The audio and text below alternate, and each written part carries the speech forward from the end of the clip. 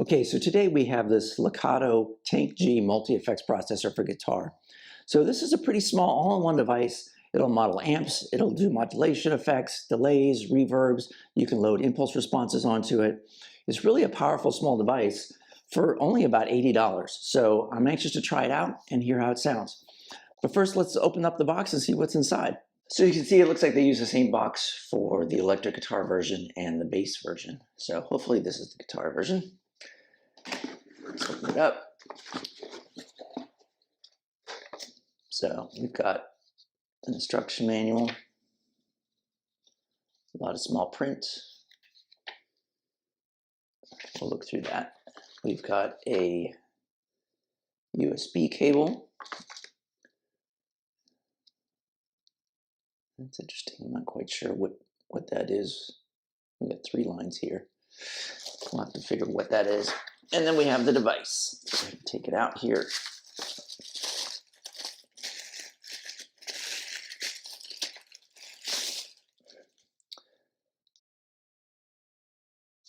Okay, so let's go over what we got here. So on the back, you've got a USB. So this is used for charging the battery or connecting it to the computer. You've got a little charging indicator, that light here. It's very small and you can see it. On-off switch. You've got a out for a mono out, headphones out. They call this the audio output jack. So that might be what this is for. Let's go ahead and plug it in and check it out. All right, so I've got this set up. If we take a look at the top here, what I've done is I'm running my guitar actually into a overdrive pedal because I want to test how it takes some pedals in front of it directly into the device. And then out of the device, I'm running into my USB adapter. So the USB adapter is doing 2 things for me. One is letting me record to my computer. You can't do that via the USB here, but I've already got a home studio set up where I've got my own interface, so I'm going to use that. And the other thing the interface is doing for me is it's running the output to a studio monitor. But again, you can do that with this device via this XLR output right here. So one of the things you'll see is that there's a little dot here. That's a light. So this device runs off battery. And when you plug USB charger into here, it'll be red when it's charging and then turn blue when it's charged up. But I'm going to go ahead and turn it on. And according to the documentation, it should run about 12 hours on a single charger battery. So let's talk about the front of the device. So one thing I love about this device is it has hardware controls for all of the settings pretty much you're going to have on the device. There is a separate program that runs on the computer that lets you interface with this. We'll look at that a little bit later, but I didn't need to use that for anything other than putting custom IRs on the device, so we'll cover that later. Everything is really straightforward, I think, through the front of the device, and I like that a lot. So it runs in 2 modes. It runs in preset mode, which is what I'm in now, and this screen here shows you what bank you're on. There's 1 through 9 banks, and each bank has 4 presets in it. And so you can go up and down with the banks by pressing the 2 buttons. So these 2 go down, these 2 go up. So if I press these up, it goes to 2. If I press this, it goes back to 1. So right now I'm on the first bank and I'm on preset A. Here's B, here's C, here's D. The other mode this has is called live mode. And if I press these 2 together, this turns to an L. That means it's in live mode. That means I can edit all of these settings. And you'll notice there's a lot of lights blinking right now. When the light is blinking, what that means is that the setting you see on the knob is different than the setting in the preset. So for example, this gain setting right here is different on my preset. That's why that's blinking. So I don't go by off what's on the knob. So that's a really easy way to understand kind of what settings are different other than what's on the knob. And we'll come back to live mode in a second.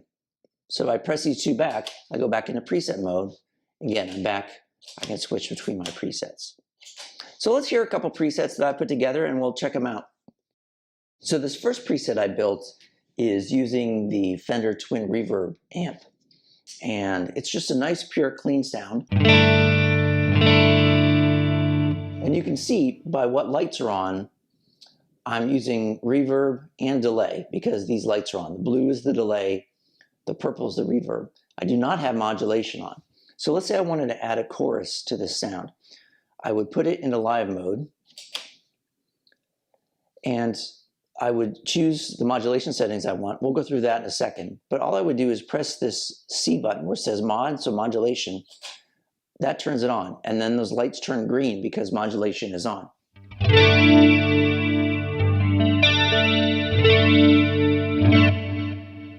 Now, if I go back to preset mode, those lights go off because I didn't save that setting. So let's go back. I'm going to turn on modulation. And then to save it, I want to save it into this A preset. I just long press this button. Now that's been saved. If I go back, you can see those lights are on because I have modulation on this preset now.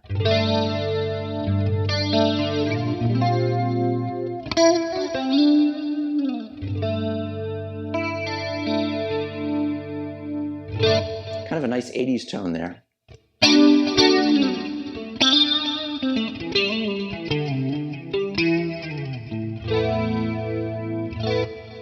And then if I want to turn the modulation off, I just go back here. Again, I press this till the lights go out, and then I long press this, and it saves it. And now my preset doesn't have modulation anymore. And then if I go to the second preset, this is more of a little bit of a kind of blues gainy sound.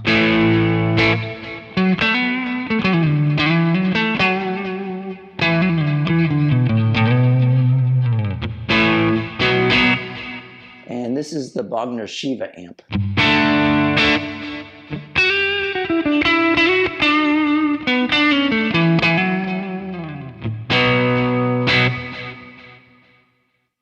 And then this one is a Marshall Plexi.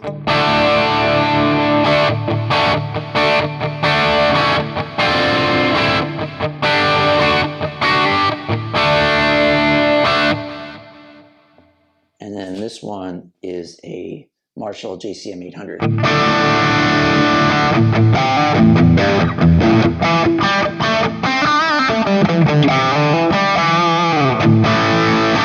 As you can hear, you've got a wide array of tones that you can get from this device. And it even takes pedals pretty well. So right now I'm going to turn on an overdrive pedal in front of the device.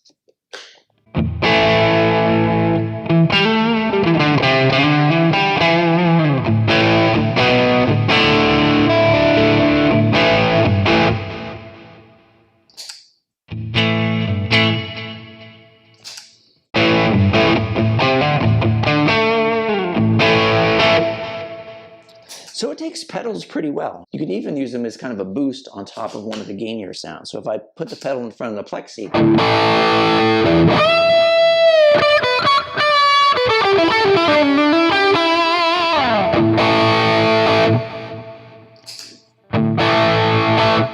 it's a nice boost. So it's great flexibility here to add on to this and use this as kind of maybe the foundation of a pedal board, but you can add things in front of it.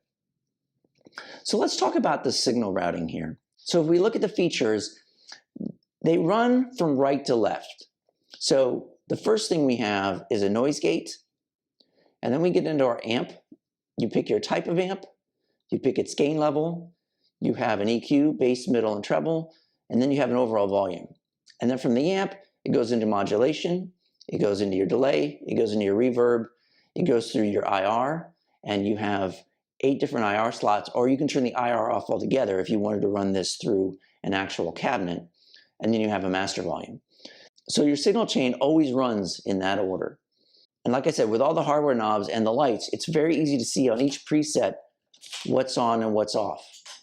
And if you want to edit something, it's very easy just to go into live mode, make a small tweak, save it, and go back. So I'm really liking the approach of kind of the user experience of this.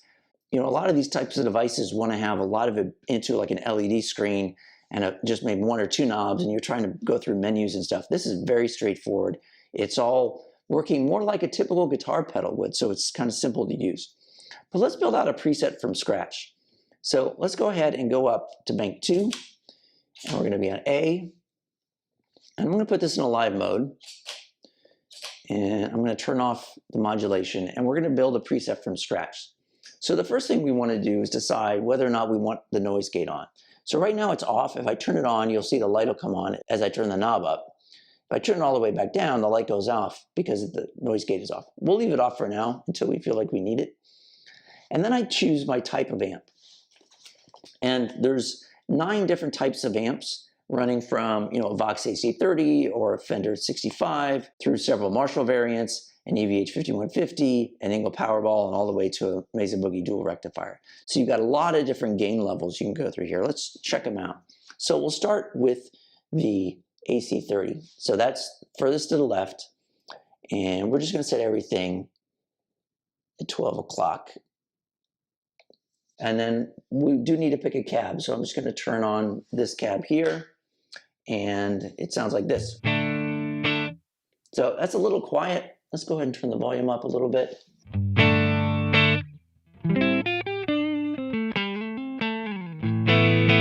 Maybe give it a little more gain. A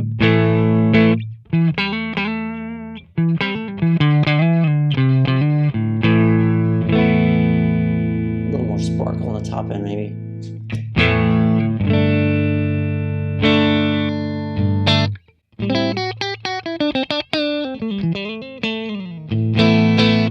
So a good basic sound. So let's add some effects to it. So we'll start with the reverb. So all the effects, I'll tip it so you can see the buttons. If you notice, there's 3 sections on the right knob for each effect type: reverb, delay, and the modulation. And what that does is it allows you to adjust the setting, but it also adjusts the type. So for example, the reverb, this knob controls the decay, but it also controls whether it's a room reverb, a spring reverb, or a cloud reverb. So in this first area, it's a room reverb. And so the decay goes from 0 to whatever this is right here. And then you switch over to spring reverb, and then the decay goes back down to low, and it goes up. And eventually you get to a cloud reverb, and the same thing. So if we put the cloud reverb with tons of decay, so this is the cloud reverb.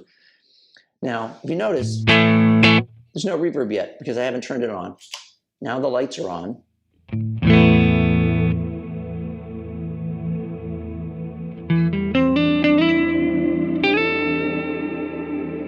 me turn the mix up a little bit.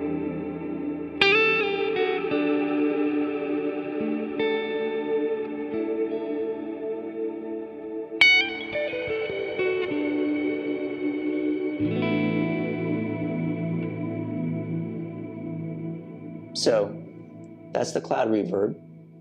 If I turn it down to a spring reverb,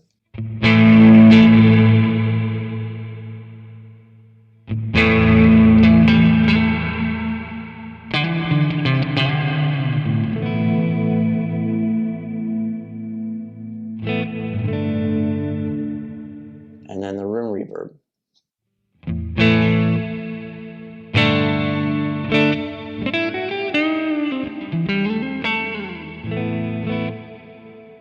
So we'll stick with the room reverb, just not too much of it. I think that's a good amount. All right, so let's talk about delay. So the same thing. The delay has the 3 sections on its mix control, and there's 3 kinds of delays. There's an analog delay, there's a tape delay, and there's a dual delay. So right now we're on analog delay, and then we can affect the time. So let's go ahead and turn the delay on. Now our lights are on. You can hear I got a really long delay time. I'll turn that down a little bit.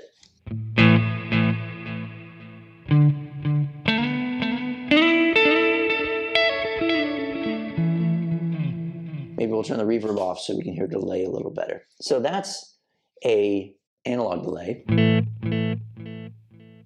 Go to tape delay.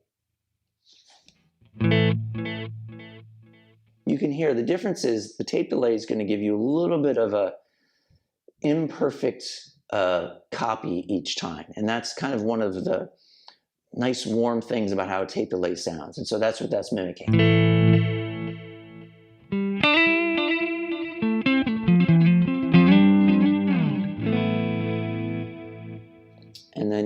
dual delay. So you can hear it's taking the delay time you set and it's varying it a little bit for the two delays.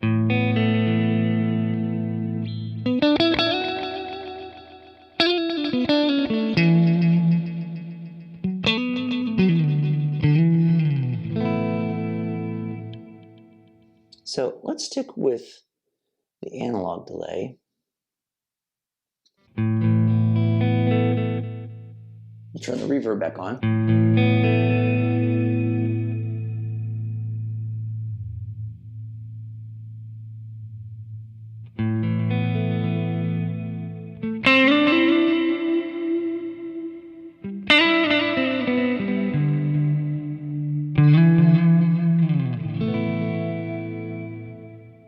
All right. And then for the modulation, again, we would press this button to turn it on. We get our green lights. There's three types of modulation effects. You've got either a chorus, you've got a phaser, or a tremolo. And so for the modulation, you've got the speed, and then this one, and this is one of the differences with the modulation effect, is depending on which type of effect you choose, this knob controls a different aspect. So if you're on the chorus, this controls the mix.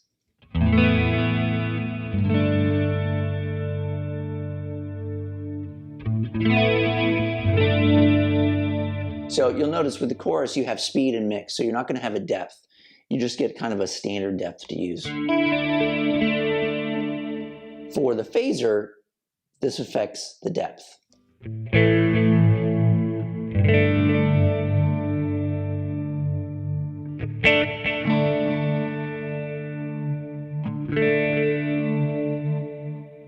And then for the tremolo, again, this affects mix. So we crank the mix all the way up.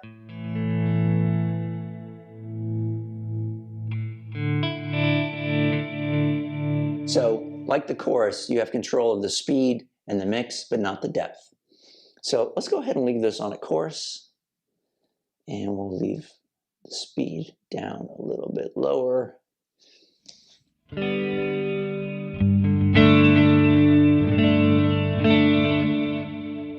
So if we want to save this, I'll just long press this, and now I've saved that preset into Bank 2 Preset A. But let's play around with some of the amps. So, right now we're on the AC30 amp, and nice clean tone. If we push up the gain, there's not really a good amount of crunch there.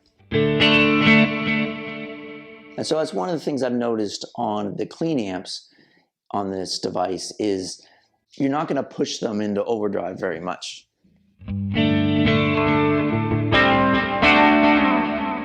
They stay clean all the way through. They have tons of headroom. So if you're looking for that overdriven Vox sound, you're really not going to get it. If you go to the Fender,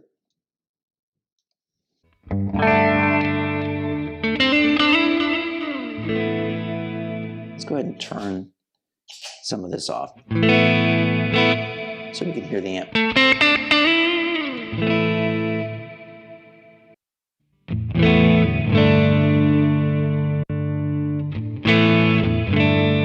So you're getting a little bit more of that kind of Fender top end there.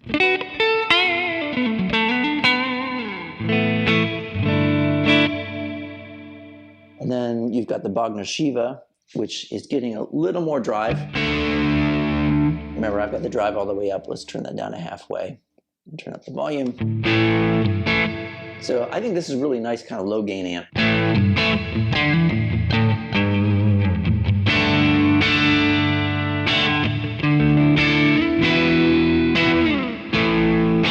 So it sounds really nice.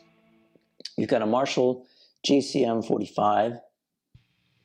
So this one, so this is adding just a little bit more gain.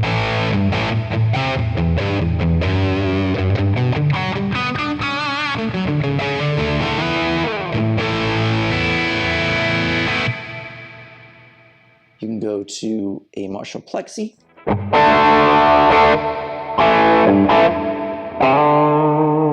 And all of these, you can adjust the gain levels, you can adjust the EQ. I'm just running through them so you can hear the difference. Let's put the gain up just a little bit here. And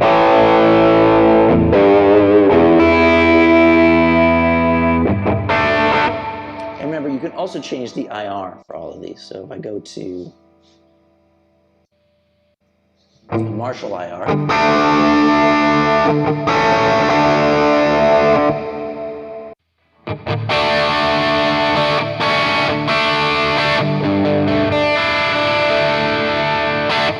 so you know, the IR makes a lot of difference in how these sound. If we go to the Marshall JCM 800, it's even more gain. And you can hear now, we're getting a little bit of noise. So this is when you might want to turn on the noise gate. So I would just turn it on until the hiss goes away.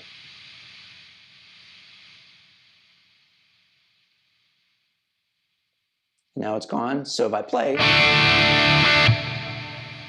you can hear the hiss is still there, but it closes. So it's a pretty slow close on the noise gate, but I think it works pretty well for just keeping things under control.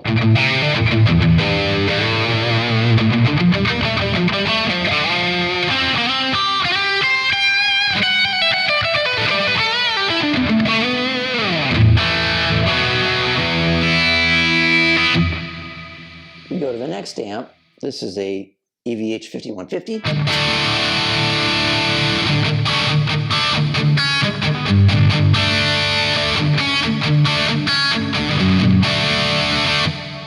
Again, we can try different cabinets.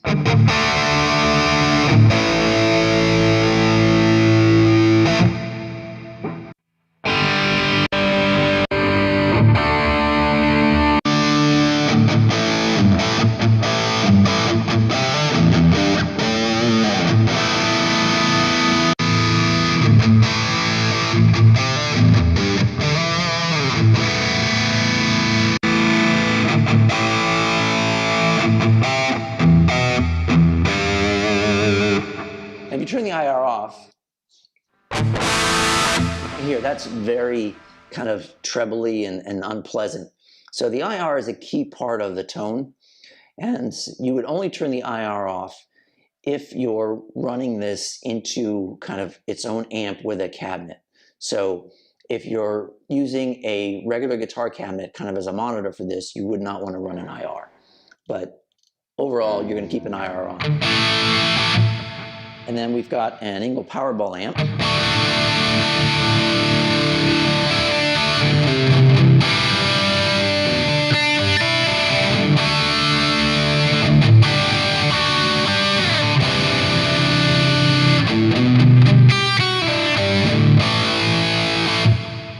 And then last but not least, you have a Mesa Boogie dual rectifier.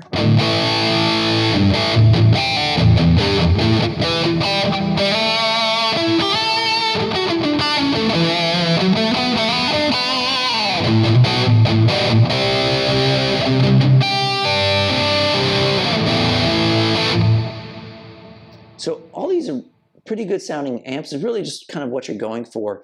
You know, there's a lot of different levels you can pick, and each amp kind of has a good flavor to it that's a different kind of thing. I tend to go more for the clean and low gain stuff. You know, sometimes I like a nice Marshall lead, but I'm not usually using, you know, a Mesa Boogie dual rectifier. But if that's the kind of tone you're looking for, you know, it's here. And I think that's pretty cool. This thing is pretty flexible. So if we leave this and we're in our preset, remember this is our EC30 tone that we created. And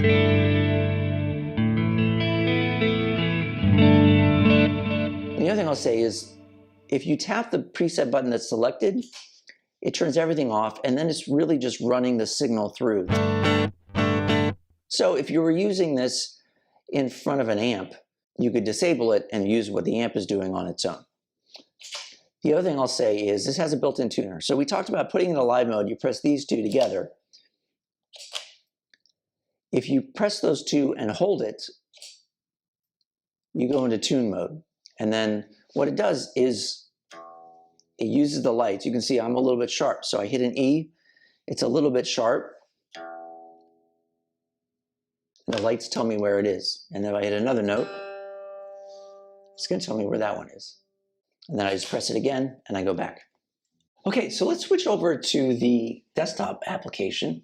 And to install this, what I had to do was just go to the website and download it. And the install was pretty straightforward. The only hiccup I had was the application wasn't signed from a security perspective in such a way that my MacBook would run it right away. I had to kind of bypass that security feature on my Mac.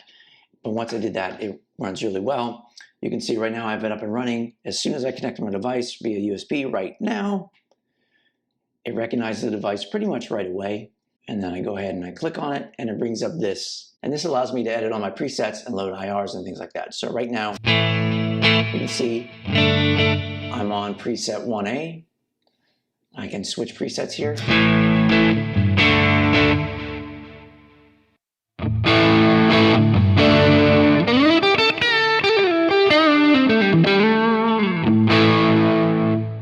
So you can see here what's turned on and off. I can turn off effects.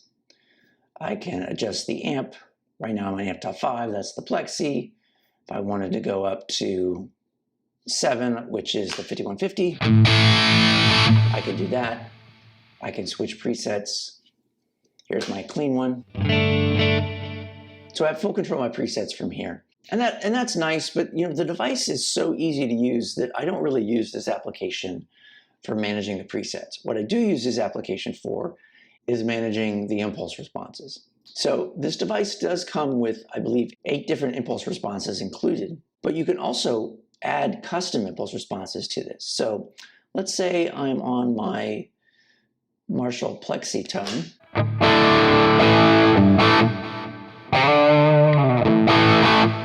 And I want to use a custom impulse response that I have. I can go ahead and open the IR file, use a different cabinet. I'm going to go ahead and use this Marshall Bright right here. I hit open. I do need to set the volume, which is a little unintuitive. And then I hit select.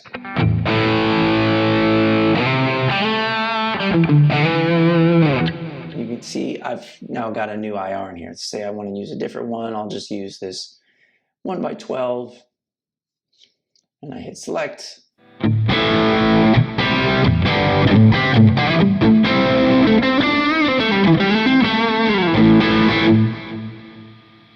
But we're going to go back to this Marshall one. I hit open. I hit select. One of the things I can do is I could go ahead and I could save it onto my device in a certain slot. So I pick the slot I want. Let's say I go to slot 4. And I said save IR data to device.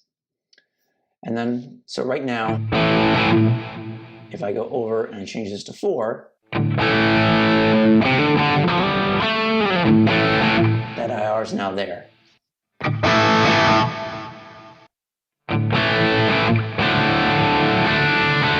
So that's a really easy way for you to adjust the IRs you want to use. And as we've seen before, the IR can have a huge impact on the way your preset sounds. And now I can just save this preset. Okay, and now it's been saved. So in the end, this little thing is pretty good. You've got some really good usable amp tones on this. I love the user experience, the fact that you've got hardware knobs for pretty much anything you'd want to do with this. You don't need to scroll through any menus or anything like that. You've got a lot of good connectivity options. You've got a headphone jack out, you've got a line out, you've got the XLR out. It's battery powered, so it's easy to take on the go. I think this has a lot of power to it. And if I was looking for kind of an entry-level amp model, or even if I was an experienced player and I just wanted something easy to throw in a backpack and kind of take on a vacation or something like that, I think this would work pretty well. And I don't know that you can beat the price. I mean, $80 for this, I think that's a great value. So if you're looking for something that's highly portable, sounds good, but it's not going to kind of have too much of an impact on your gear budget, I think this is something you should check out.